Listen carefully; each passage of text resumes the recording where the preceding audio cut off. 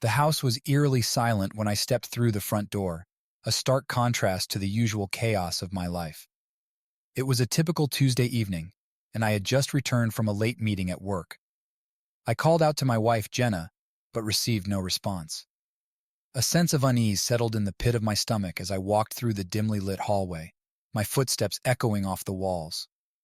Jenna? I called again, louder this time. The silence was deafening. I made my way to the living room, expecting to find her engrossed in one of her favorite TV shows, or perhaps reading a book.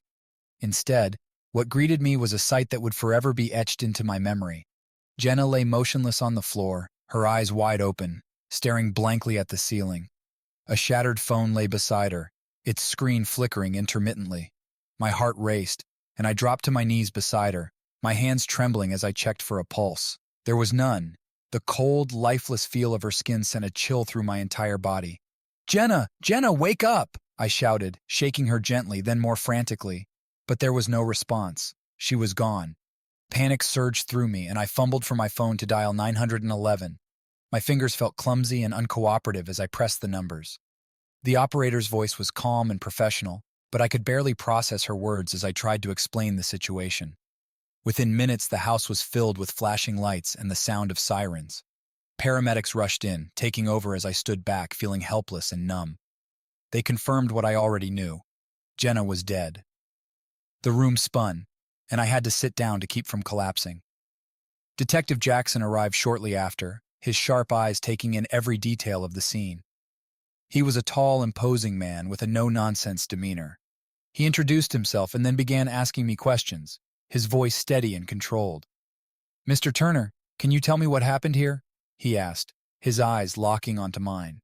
I took a deep breath, trying to steady my shaking hands. "I came home from work and found her like this. She was already gone." "Did she have any known medical conditions?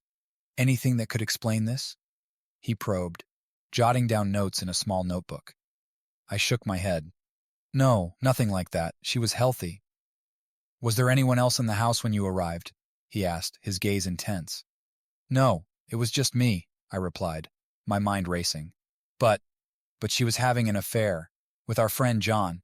I found out a few weeks ago." Detective Jackson's expression didn't change, but I could see the wheels turning in his mind. "And you confronted her about it?" "Yes, we argued about it. She admitted to the affair but said it was over. I thought we were trying to work things out," I said, my voice breaking. He nodded thoughtfully. "Did you have any reason to believe she was still seeing him?" "I don't know," I admitted. "Things have been tense between us, but I thought we were getting better." Detective Jackson continued his questioning, delving into every detail of our relationship, Jenna's behavior, and my own actions. It felt invasive, but I understood it was necessary. He needed to rule me out as a suspect, or perhaps find something that pointed to the truth behind Jenna's death. As the night wore on, the house was transformed into a crime scene. Technicians dusted for fingerprints, took photographs, and collected evidence. I was asked to stay in a nearby hotel until the investigation was complete, a request that felt like both a relief and a punishment. I wanted to be anywhere but in that house. Yet leaving felt like abandoning Jenna all over again. The next morning, I woke in the sterile hotel room, the events of the previous night replaying in my mind. I felt like I was living someone else's nightmare. How had everything gone so wrong? Just a year ago, we were a happy family, or so I thought. Our children, Toby and Emma, were our pride and joy. Now their mother was dead, and I was at the center of a police investigation. I knew I couldn't sit idly by and wait for answers. Jenna's death couldn't be in vain, and I had to find out what really happened. If she had been involved in something dangerous, I needed to know. And if John was somehow responsible, he would pay for what he had done. I decided to start with Jenna's phone.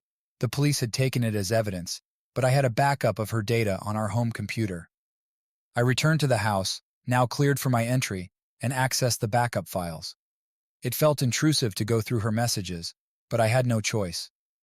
Scrolling through her texts, I saw countless messages between her and John. They ranged from mundane to intimate, and it was clear their affair had been ongoing for longer than she had admitted. But one conversation stood out. It was a series of messages exchanged the night before her death. John had mentioned meeting someone named M. The tone was cryptic, almost paranoid. "Don't forget the meeting with M tonight. Be careful," one message read. "Will do. I have a bad feeling about this," Jenna had replied. What meeting? And who was M? The questions swirled in my mind, fueling my determination to uncover the truth. I copied the messages and sent them to Detective Jackson, hoping they would provide a lead. As I delved deeper into Jenna's digital life, I discovered more unsettling details. Bank statements showed large, unexplained withdrawals and deposits. There were emails discussing financial transactions that made no sense to me. It was clear Jenna had been involved in something far more complex than an affair. The pieces of the puzzle were slowly coming together, and the picture they painted was disturbing. Jenna had been entangled in illegal activities, and her relationship with John was only the tip of the iceberg. I began to see a pattern, a web of deceit and danger that had ultimately led to her death. My investigation caught the attention of someone else. Threatening messages started appearing in my inbox, warning me to stop digging.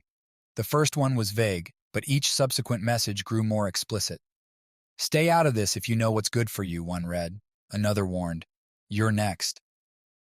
I knew I couldn't ignore the threats, but I also couldn't back down. Jenna had lost her life because of whatever she was involved in, and I owed it to her and our children to see this through. I shared the threats with Detective Jackson, who urged me to be cautious, but appreciated my determination. With his help, we began piecing together Jenna's last days. Surveillance footage showed her meeting with a man at a local coffee shop the night before she died. The man fit the description of M, but identifying him proved difficult. He was careful, always keeping his face turned away from the cameras. Despite the danger, I continued to dig. I reached out to John's colleagues, hoping to find someone who could shed light on his activities. One of them, a woman named Laura, agreed to meet me in secret.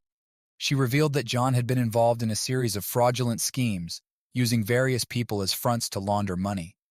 Jenna had been one of those people, unknowingly drawn into his web. The truth was horrifying. Jenna had been used and manipulated, her affair with John only a means to an end. She had discovered his true nature too late and had tried to extricate herself, but the meeting with M had sealed her fate. With this new information, Detective Jackson and I devised a plan to expose John and his associates. It was risky, but we had no other choice. We set a trap, using the information I had gathered to lure John into a false sense of security.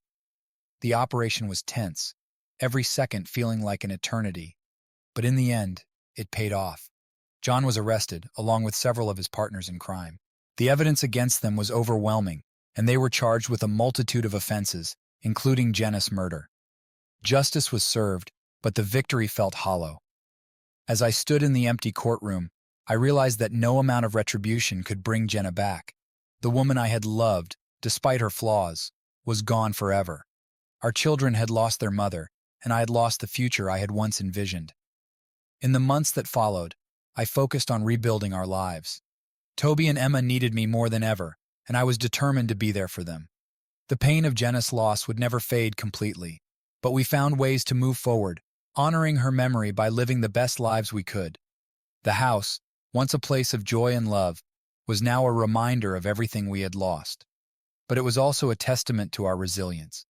We had faced unimaginable pain and come out the other side, stronger and more united than ever. And so, as I tucked my children into bed each night, I whispered a silent promise to Jenna.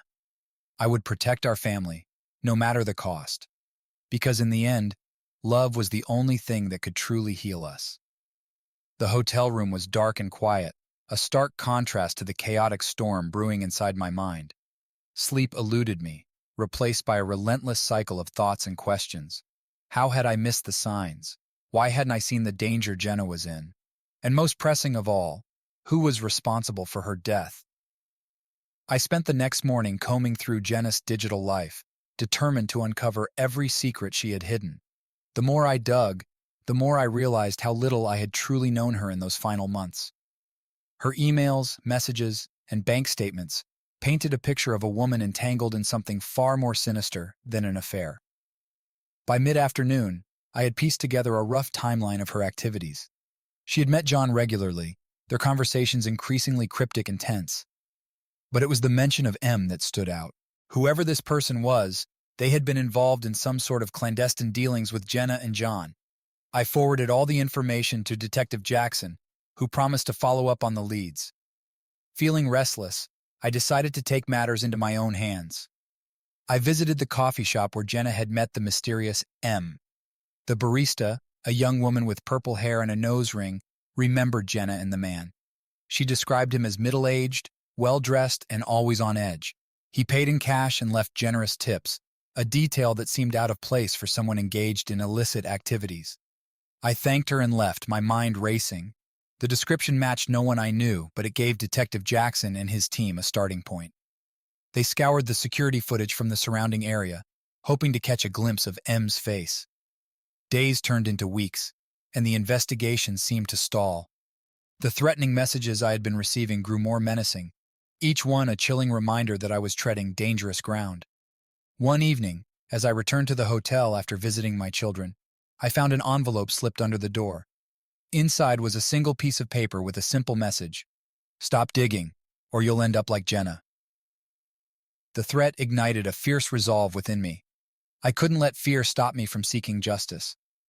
I called Detective Jackson and told him about the latest threat. He assured me that they were taking every precaution to ensure my safety, but I could tell he was frustrated by the lack of progress. "Mike, we're doing everything we can," he said, his voice strained. "But these people are professionals. They know how to cover their tracks." "I understand, but I can't just sit around waiting," I replied. "There has to be something we can do." "There is," he said after a pause. "Keep pushing. Whoever sent those threats is scared.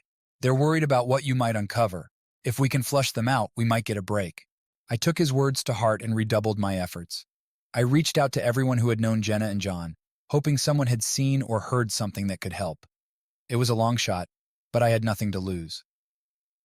One afternoon, I received a call from Laura, John's former colleague. She sounded nervous, her voice barely above a whisper. "Mike, we need to meet. I have information, but I can't talk over the phone," she said.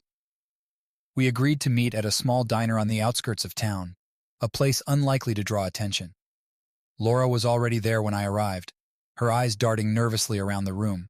She looked like she hadn't slept in days, her face pale and drawn. "Thank you for coming," I said, taking a seat across from her. "What do you have for me?" She took a deep breath and leaned in closer. John was involved in some serious stuff. Fraud, money laundering, you name it. He used people to launder the money, including Jenna. She didn't know at first, but when she found out, she tried to get out. "Did she say anything about M?" I asked, my heart pounding. Laura nodded. "Yes, M is Marcus. He's a big player in the underground finance world. When Jenna tried to back out, Marcus got involved. He doesn't like loose ends." A chill ran down my spine. "Do you know where I can find him?" "He's careful, but he frequents a club downtown. It's called The Den. If you're looking for answers, that's your best bet. But be careful, Mike. These people are dangerous." I thanked Laura and left the diner, my mind racing with the new information. I called Detective Jackson and told him what Laura had revealed. He was both relieved and concerned. "Mike, this is a breakthrough, but you need to be extremely cautious. We'll put surveillance on the Den and see if we can spot Marcus. Do not engage him directly. Let us handle it." That night, I returned to the hotel, a mix of hope and fear swirling within me. We were closer to the truth, but the stakes were higher than ever. I knew I was walking a fine line, and one misstep could be fatal. Days passed with no sign of Marcus. Frustration gnawed at me, but I held on to the hope that Detective Jackson and his team would find the break we needed. Then, one evening, Jackson called with news. "We've got him," he said. "Marcus was spotted at the Den. We're planning a raid tonight. I need you to stay put and let us handle this." I agreed, my heart pounding with anticipation. The wait was agonizing, each passing minute stretching into an eternity. Finally, just before midnight, my phone rang. It was Jackson. "The raid was successful. We've got Marcus in custody," he said. "He's agreed to talk in exchange for a deal. It looks like we're going to get the answers we need." Relief washed over me, but it was tempered by the weight of what lay ahead. Jenna's death had been the result of a tangled web of deceit and danger, and while the truth was finally coming to light, it couldn't bring her back. In the days that followed, Marcus provided details of the operation, implicating John and several others. The case against them was airtight, and they were charged with multiple felonies, including Jenna's murder. As the trial approached, I prepared myself for the final chapter of this nightmare. I would have to face the people responsible for Jenna's death and relive the pain of losing her. But I was ready. For Jenna, for our children, and for the future we had been robbed of, I would see this through to the end. The courtroom was filled with tension as the trial began. I sat with Toby and Emma, holding their hands and offering what comfort I could. Detective Jackson was there, his presence a reassuring anchor in the storm. As the prosecution laid out their case, the full extent of John and Marcus's crimes became clear. They had manipulated and exploited countless people, their greed knowing no bounds. Jenna had been a pawn in their game, and when she tried to break free, they had silenced her. When the verdict was finally read, a sense of justice washed over me. Guilty on all counts. It wouldn't bring Jenna back, but it was a step toward healing. Leaving the courtroom, I felt a sense of closure. The road ahead was still long and fraught with challenges, but I knew we would make it. Jenna's memory would live on, a testament to the strength and resilience of our family. As we walked into the sunlight, I looked at Toby and Emma, my heart filled with love and determination. We had faced unimaginable darkness, but we had come out the other side, stronger and united. For Jenna and for us, I would continue to protect and cherish the life we had rebuilt. The trial's conclusion brought a sense of justice, but the aftermath was far from the resolution I had hoped for. The media frenzy surrounding the case had turned my family's life into a spectacle, and the reality of Jenna's betrayal and her entanglement in criminal activities weighed heavily on me. Despite the guilty verdicts, questions still lingered, questions that refused to let me rest. I spent sleepless nights poring over the evidence again, searching for anything we might have missed. The house felt emptier than ever, the memories of happier times haunting every corner. Toby and Emma were coping as best as they could, but I knew the trauma of losing their mother in such a violent and public manner would leave scars. One night, as I sat in my study, a thought struck me. Laura had mentioned that Jenna tried to back out of the criminal activities when she found out the truth. But what if she had left behind more than just messages and emails? What if she had hidden something, a failsafe, in case things went wrong? Driven by this new possibility, I began a thorough search of the house. I checked every drawer, every closet, every nook and cranny that Jenna might have used to hide something important. Hours turned into days, and just as I was about to give up hope, I found it. Tucked away in a false bottom of her jewelry box was a small USB drive. My heart pounded as I plugged it into my computer, praying it would hold the answers I sought. What I found was beyond anything I could have imagined. The drive contained a series of documents, spreadsheets, and recorded conversations between Jenna, John, and several other key players in their operation.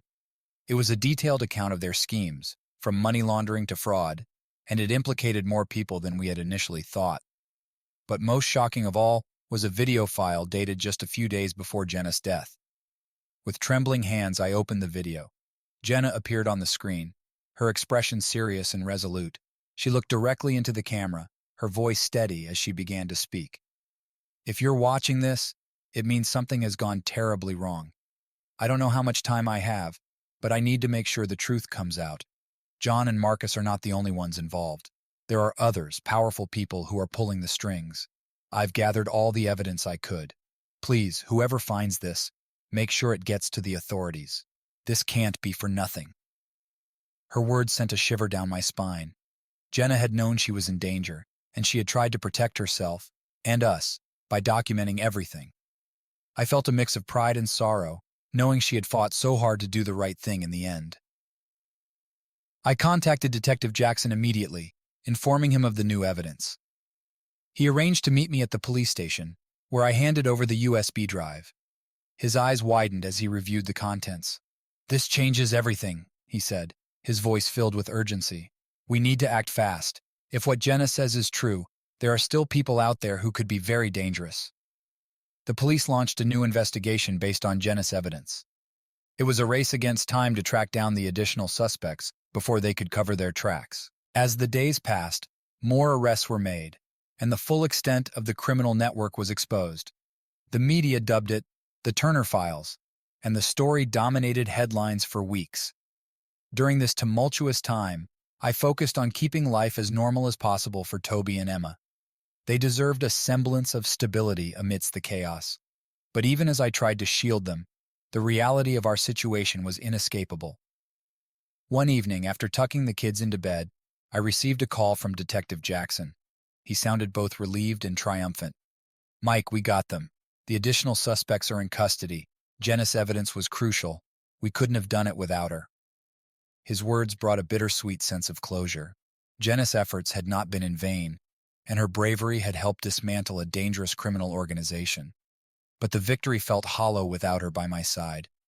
In the following weeks, the story gradually faded from the news, and life slowly began to return to a semblance of normalcy.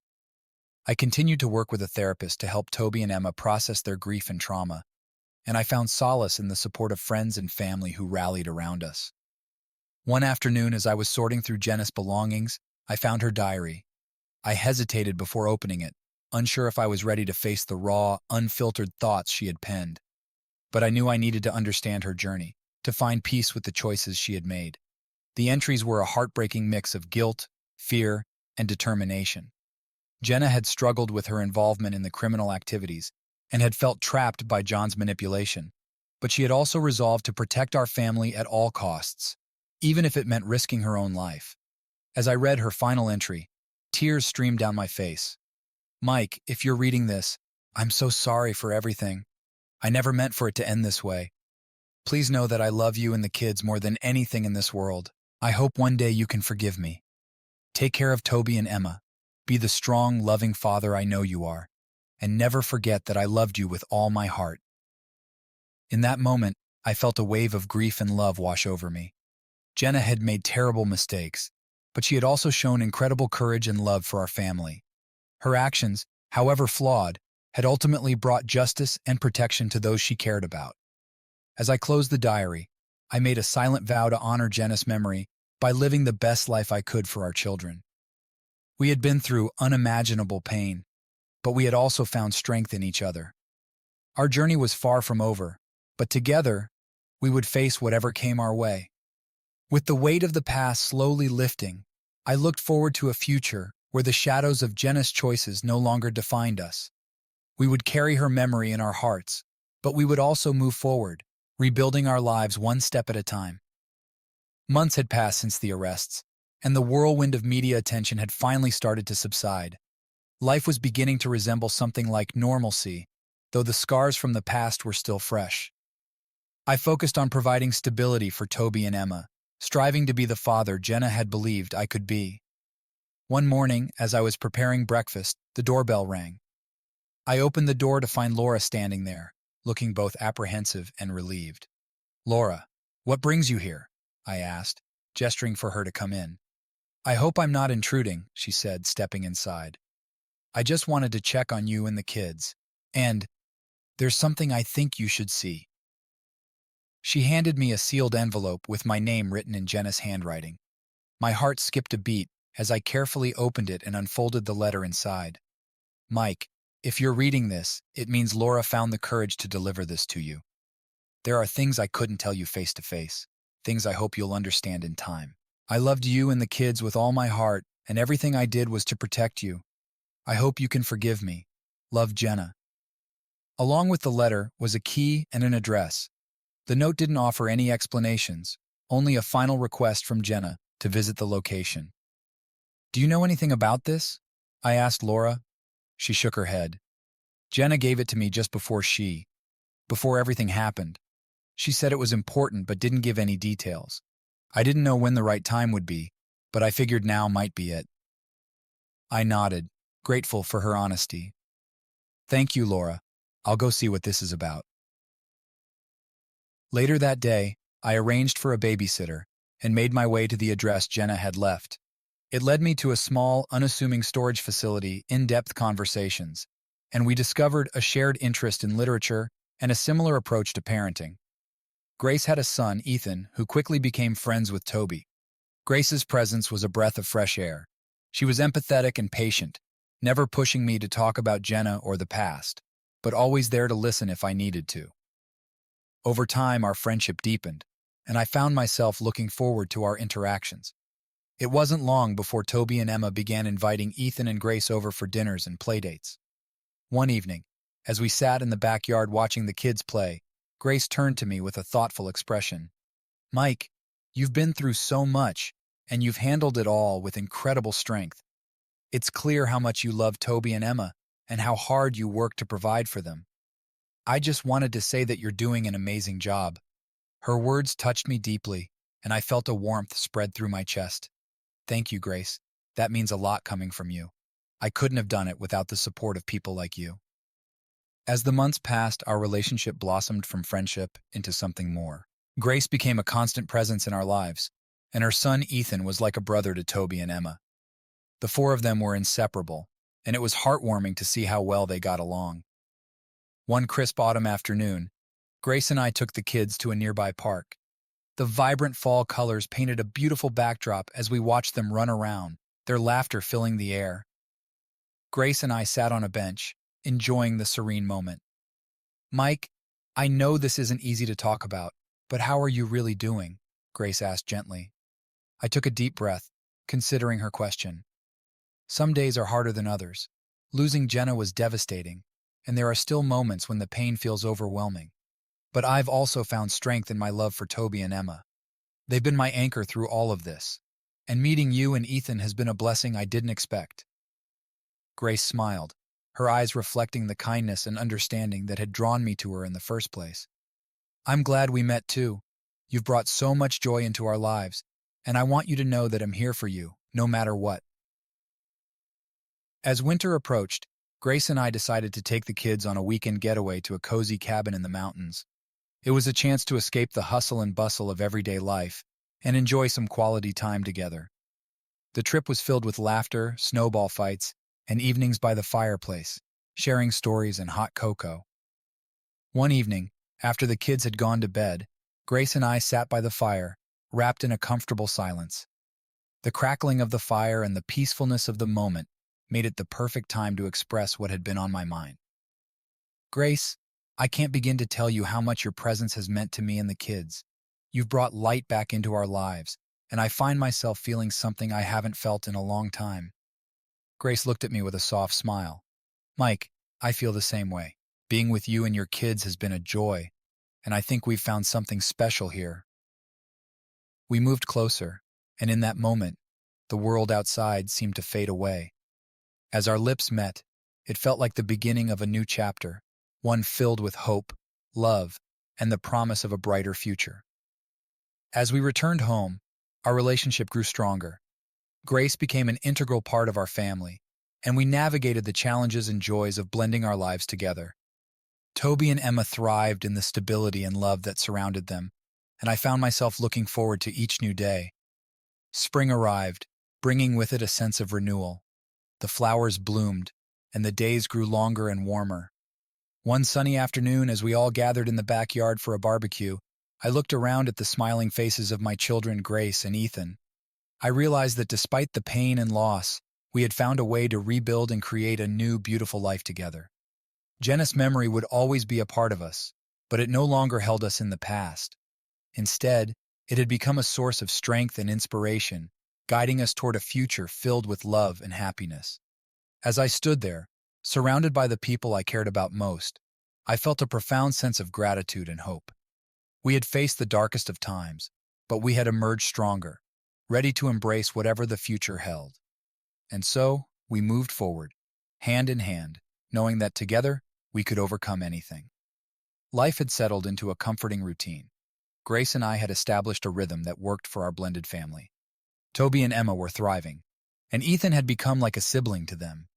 The house was filled with laughter and love, and for the first time in what felt like forever, I found myself truly happy. One afternoon, as I was working from home, I received a call from Detective Jackson. It had been months since we had last spoken, and the sound of his voice brought back a rush of memories. Mike, I need to meet with you, he said, his tone serious. There's something you need to know. My heart sank. What is it? Is it about Jenna? Yes, but it's not something we can discuss over the phone. Can you come down to the station? I agreed, feeling a knot of anxiety form in my stomach. I told Grace I had to run an errand and headed to the police station, my mind racing with possibilities. When I arrived, Detective Jackson ushered me into a private conference room. "Mike, I appreciate you coming in," he began, his expression somber. "We've uncovered some new information regarding Jenna's case. It's something we missed initially." He handed me a file, and as I opened it, I saw detailed reports and documents. Among them was a letter, addressed to me, written in Jenna's handwriting. My hands trembled as I read the letter. "Mike, if you're reading this, it means the truth has finally come to light. I never wanted to involve you or the kids in this mess, but there was no way out. I made a deal with the authorities to gather evidence against Marcus and his associates in exchange for protection. But things didn't go as planned. I know I can't ask for forgiveness, but please understand that everything I did was to keep you and the kids safe. I love you all more than anything. Jenna." I looked up at Detective Jackson, my mind reeling. She was working with you? Why wasn't I told? "We only discovered this recently," he explained. "Jenna had been an informant, trying to dismantle the criminal network from within. She was incredibly brave, but things went wrong when Marcus found out. Her death was a direct result of her involvement with us." The revelation hit me like a ton of bricks. Jenna hadn't just been a victim of circumstance. She had been actively trying to protect us by taking down dangerous criminals. My feelings of betrayal and anger began to shift, replaced by a profound sense of sorrow and admiration for her bravery. "We should have known earlier, and I'm sorry for that," Detective Jackson continued. "But her efforts were not in vain. The evidence she gathered was instrumental in securing the convictions. She made a significant impact." I left the station in a daze, my emotions in turmoil. Grace was waiting for me at home, her concern evident as soon as she saw my face. "Mike, what happened? Are you okay?" she asked, pulling me into a comforting embrace. I explained everything to her. The new revelations about Jenna's role as an informant, her bravery, and the risks she had taken. Grace listened quietly, her eyes filled with empathy and understanding. "Jenna was incredibly courageous," Grace said softly. "She did what she thought was right to protect you and the kids. It doesn't erase the pain, but maybe it can help you find some peace." Her words resonated with me, and over the next few days I reflected on Jenna's actions and the sacrifices she had made. It was clear that despite her mistakes, she had loved us deeply and had tried to right her wrongs in the only way she knew how. I decided to visit Jenna's grave, something I hadn't done since the funeral. With Grace by my side, we made our way to the cemetery. The sun was setting, casting a golden glow over the landscape. As I stood by her headstone, I felt a mixture of grief and gratitude. "Jenna, I understand now," I said quietly. "You were trying to protect us, even if it cost you everything. I wish I could have helped you, been there for you. But I want you to know that we're okay. The kids are okay, and I'll make sure they remember you for the brave and loving person you were." Grace squeezed my hand, her presence a steady anchor.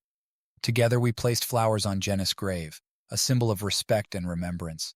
As we walked back to the car, I felt a sense of closure. Jenna's actions had been complex and fraught with danger, but they had come from a place of love. Knowing this helped me to forgive her and to move forward with a clearer heart. Life continued, and with each passing day, the pain of the past began to fade. Grace and I grew closer, our bond strengthened by the challenges we had faced. The kids flourished in the nurturing environment we had created, their smiles and laughter a constant reminder of the resilience of the human spirit. One evening, as we gathered for dinner, I looked around the table at the faces of the people I loved. Toby, Emma, Ethan, and Grace, all of them had become my family, a source of strength and joy. "To new beginnings," I said, raising my glass. "To new beginnings," they echoed, smiling. In that moment, I knew that despite the darkness we had endured, we had found our way to the light. Our journey was far from over, but we faced it together, with love, courage, and the memory of Jenna's sacrifice guiding us forward. Life continued to move forward, with the pain of the past slowly giving way to the promise of the future. Grace and I grew closer, and our blended family found a rhythm that worked for all of us. But the peace we had worked so hard to achieve was disrupted one evening by a phone call that brought the past crashing back into our lives. It was Detective Jackson again, his voice urgent and grave. "Mike, we've had a development in Jenna's case. I need you to come down to the station." My heart sank as I agreed to meet him. Grace, sensing my distress, offered to come with me, but I told her to stay with the kids. As I drove to the station, my mind raced with possibilities. What could have possibly happened now? When I arrived, Detective Jackson wasted no time. We've discovered that Marcus wasn't acting alone. There's someone higher up, someone who orchestrated everything. He handed me a folder filled with documents and photos. As I flipped through them, my eyes landed on a familiar face. It was Robert Steele, a prominent businessman and philanthropist in our community, someone I had met at various events over the years. The idea that he could be involved in such criminal activities was shocking. "How is this possible?" I asked, my voice shaking. "He's been a respected figure for years." "People like Steele are good at hiding their true nature," Jackson replied. "We believe Jenna was close to uncovering his involvement, which is why she was targeted. We need your help, Mike. You were close to Jenna. Maybe there's something you know, something that could help us bring him down." I felt a surge of determination. Jenna had risked everything to protect us and expose the truth. Now it was my turn to continue her fight. "I'll do whatever it takes," I said firmly. Over the next few days, I immersed myself in Jenna's files and notes, looking for any clue that could link Steele to the crimes. I found references to meetings and transactions, coded messages that Jenna had deciphered, and connections that pointed directly to Steele's involvement. It was clear that Jenna had been on the verge of a major breakthrough before she was killed. With the new evidence, Detective Jackson and his team began building a case against Steele. The process was grueling, and the closer we got to the truth, the more dangerous it became. Steele had powerful allies and resources, and it was clear he wouldn't go down without a fight. One evening, as I was reviewing documents at home, Grace came into the study, her expression worried. "Mike, you've been working non-stop. You need to take care of yourself too." "I know," I said, rubbing my temples. "But I can't let this go. Jenna's death can't be for nothing." Grace sat beside me, taking my hand in hers. "I understand, but we need you too. Don't lose yourself in this." Her words resonated with me, and I realized she was right. I had become so consumed with seeking justice that I was neglecting the very people Jenna had tried to protect. I promised Grace I would find a balance, that I wouldn't let the pursuit of justice overshadow my responsibilities as a father and partner. As the investigation progressed, tensions escalated. There were anonymous threats, attempts to intimidate me into dropping the case. But each threat only strengthened my resolve. I was determined to see this through, for Jenna, for our family, and for all the people Steele had hurt. Finally, after months of painstaking work, the police had enough evidence to arrest Robert Steele. The news made headlines, and the community was shocked as the truth about Steele's double life was revealed. His arrest brought a sense of vindication, but also a sobering reminder of the dangers we had faced. Throughout the ordeal, Grace remained my rock. Her unwavering support and love gave me the strength to keep going, even when things seemed impossible. Toby and Emma, though still young, understood that we were fighting for something important, and their resilience inspired me every day. In the weeks following Steele's arrest, the trial preparations began. I was called to testify, to share the evidence Jenna had gathered, and to speak about the impact of Steele's actions on our lives. Standing in the courtroom, facing Steele, I felt a mix of fear and determination. But as I spoke, I realized that this was the final step in honoring Jenna's legacy. The trial was long and arduous, but in the end, Steele was found guilty on multiple counts of fraud, conspiracy, and murder. His sentencing brought a sense of closure, though it couldn't erase the pain of losing Jenna. But knowing that justice had been served, that her sacrifice had not been in vain, brought a measure of peace. With the trial behind us, life slowly returned to normal. The kids went back to their routines, and Grace and I focused on creating a stable, loving home. We knew that the scars of the past would always be there, but we also knew that we had the strength to move forward. One sunny afternoon, as we gathered in the backyard for a family barbecue, I looked around at the faces of the people I loved. Grace, Toby, Emma, and Ethan were all laughing and enjoying the moment. The shadow of the past had lifted, replaced by the warmth of love and hope. "Here's to new beginnings," I said, raising my glass. "To new beginnings," they echoed, their smiles bright and full of promise. In that moment, I felt a profound sense of gratitude. We had faced unimaginable challenges, but we had emerged stronger, ready to embrace whatever the future held. And I knew that with the love and support of my family, we could overcome anything. With Steele behind bars and the trial concluded, a sense of peace began to settle over our lives.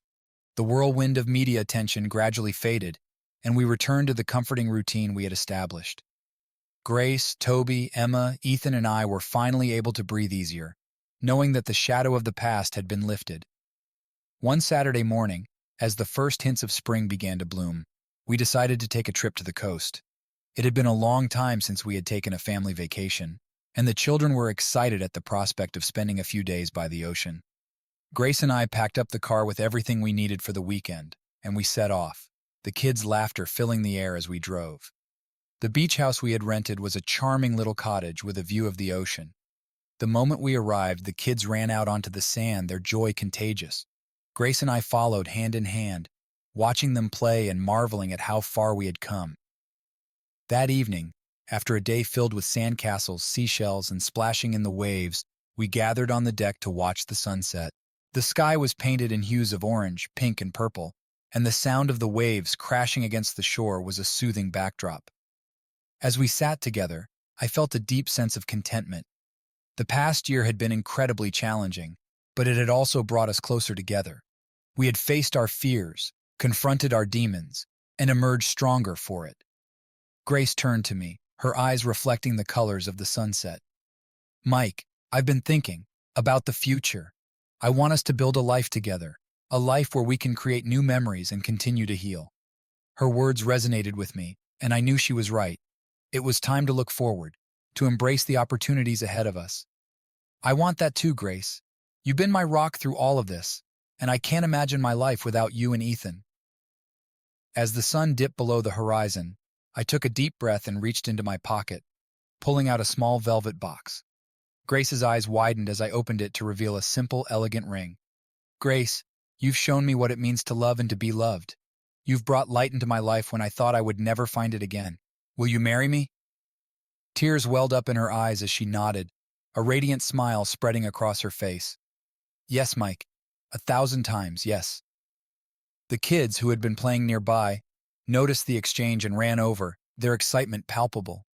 We shared the news with them, and their cheers and hugs made the moment even more special. It felt like a new beginning, a fresh chapter in our story. Over the next few months, we planned our wedding, a small, intimate ceremony on the beach where we had found solace and joy. Surrounded by our closest friends and family, we exchanged vows, promising to support and love each other through all of life's ups and downs. The ceremony was beautiful, a celebration of love, resilience, and new beginnings. As we danced under the stars, I couldn't help but think of Jenna. I knew she would have been happy to see us finding happiness and moving forward. Her memory was a guiding light, reminding me of the strength and courage that had brought us to this point. In the months that followed, Grace and I settled into our new life together. The kids continued to thrive, and our home was filled with laughter, love, and the occasional chaos that comes with raising a blended family. We made new memories, celebrated milestones, and embraced the challenges and joys of everyday life. One evening, as we sat on the porch watching the kids play in the yard, Grace leaned her head on my shoulder. "We've come a long way, haven't we?" I smiled, wrapping my arm around her. "We have, and I wouldn't change a thing. Every step, every challenge has led us here." Grace looked up at me, her eyes filled with love. "Here's to the future, Mike, to love, family, and all the adventures that await us." "To the future," I echoed, feeling a profound sense of gratitude and hope. As the sun set on our perfect day, I realized that life is not about the destination, but the journey. We had faced unimaginable pain and loss, but we had also found strength, love, and new beginnings. And as we moved forward, I knew that together we could overcome anything. The past would always be a part of us, but it no longer defined us. We were a family, bound by love and resilience, ready to embrace whatever the future held. And with Grace by my side, I knew that the best was yet to come. Our story was one of love, loss, and renewal, a testament to the enduring power of family and the unbreakable bond that held us together. As we faced each new dawn, we did so with hope in our hearts and the knowledge that we had found our way back to the light.